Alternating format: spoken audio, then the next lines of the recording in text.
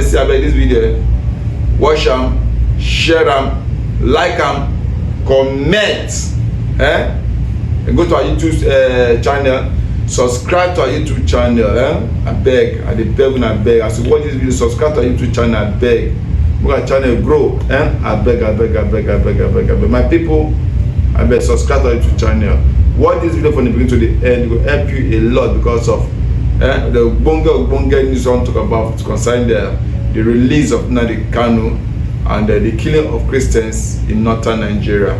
As you can see now, the American government don't interfere for the killing of Christians in Nigeria and also the release of Nnamdi Kanu from jail. All this is the American government that they talk about, very touchlight one-on-one, and also in fact they vest them very, very well. And they call other part of Obodo Igbo countries and Obodo Igbo continent, or how they call themselves, when they join and fight against the killing of Christians in northern Nigeria, and also for the release of Nnamdi Kanu.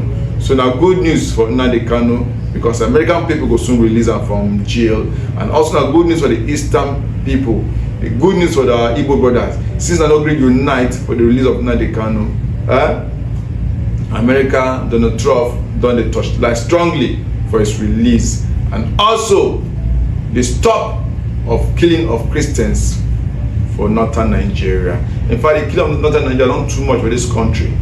See how the way for Kwara State, 170 Christians were killed.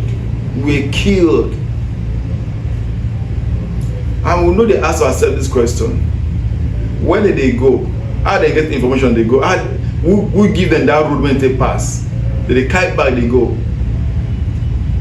See our country, people where they give information to bandits, then they inside the military, then they inside the Air Force, then they inside the police, then they inside all the army forces, all the force, police force, and they there, custom, and they there, all the forces and where they work for this country. These bandits, they get senior officers where they get information inside, strong one them, and that person they get information in there for the, I guess, in there for the control room, in there for the information room. When we say nothing will go happen in no year. Nothing will go happen anywhere, and then go give information to them, and they know at see. That means our MTM them, are they not working?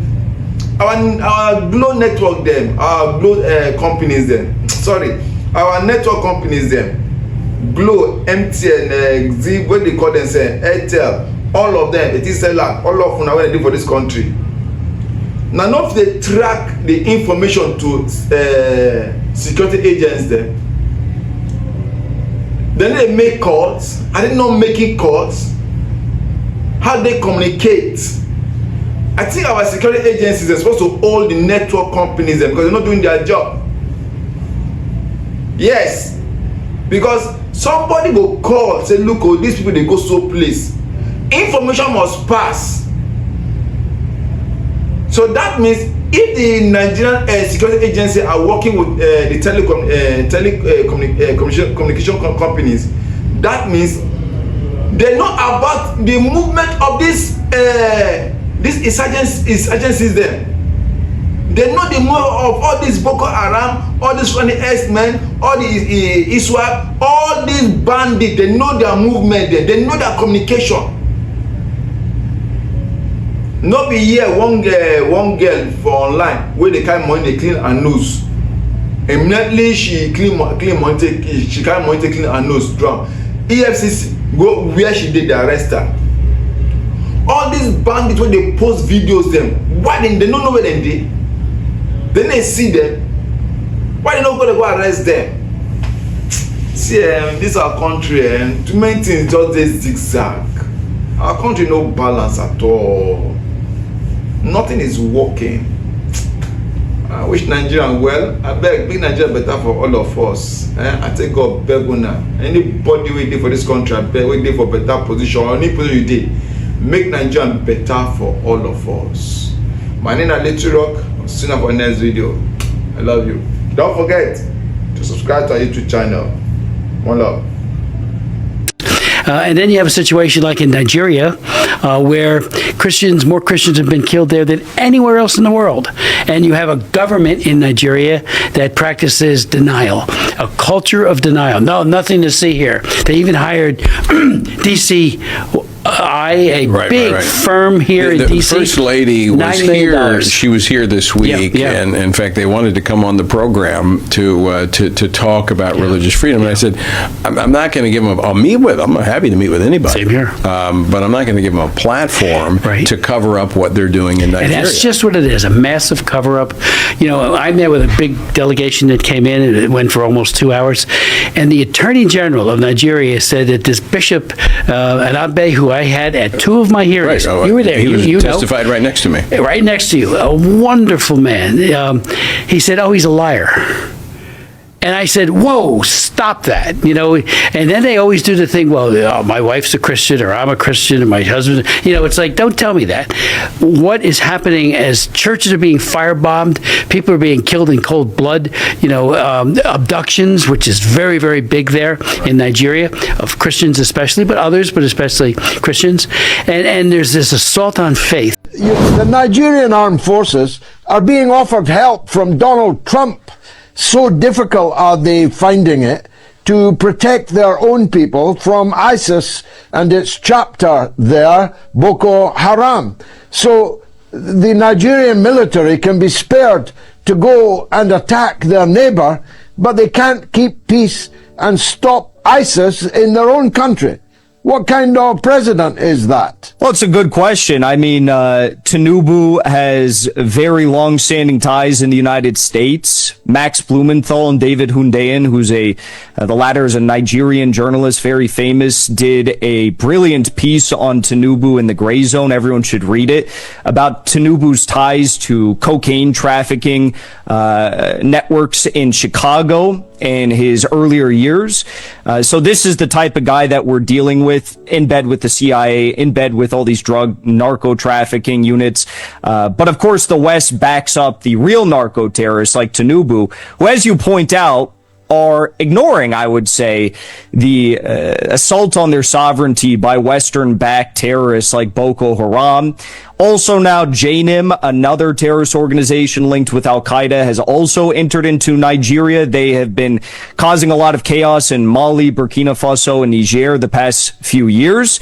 And what is the goal here? Well, the goal is to try and take as many of the resource-rich regions in these countries, in particular in Nigeria, and the U.S. will cry foul. They'll say that Christians are being genocided, even though Christians and Muslims are being killed in both very high rates. Actually, far more Muslims are being killed than Christians in Nigeria. And then Eric Prince or some other private military contractor will get to send in their mercenaries to Nigeria, and they will take up all of the resource-rich land, the mineral-rich land, the gold-rich land in Nigeria, and illegally steal all of the resources. As for the question of why can't he do anything about this threat in his own country, in Nigeria, but he launches all these airstrikes or these planes in Benin the moment there's a coup, there's a simple answer for that. President Macron of France gave a call to Tinubu today under the guise that there was a new offensive led by the Boko Haram terrorists in Nigeria. He made an emergency call, and apparently it wasn't about Boko Haram, because if it was, I'd imagine those fighter jets would have been used to do targeted airstrikes, hopefully on the terrorists, but instead they were used to go into violate the sovereign airspace of Benin and presumably strike the coup leader. I am dead already. This life is meaningless without freedom, not just freedom. As I said before, I traveled to England to study for a reason and for a purpose. You cannot tell me that in England they have gas piped all the way from the Scottish gas fields. There is 24 hours a day electricity. There is gas. If you're homeless or if you're unemployed, the government can give you what is called housing benefit. You can pay your rent and live in a decent home. They also give you money to feed as well. If I cannot do those things, for my people, then my life is meaningless. So as I am right now, I'm already dead. I'm only waiting for Biafra to revive me and to resuscitate me. And I feel and I do pray that most other Africans should feel the way that I do. Because Africa is a failure because we fail to address the core and the... Oh, Mr. Agapo! Mahino! Mahino!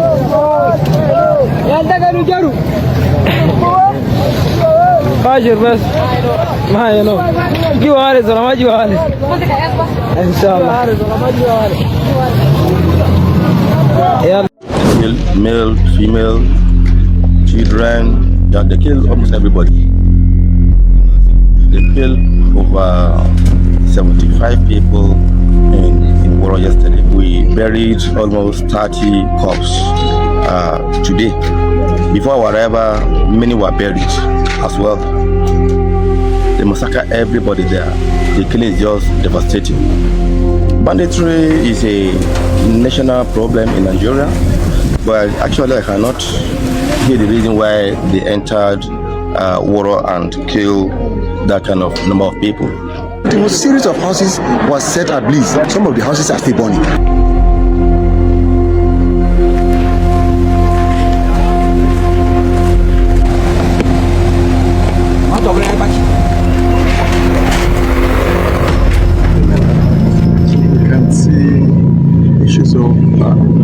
Ideology, religious ideology. Citizens here resisting this sort of ideology that is alien to them.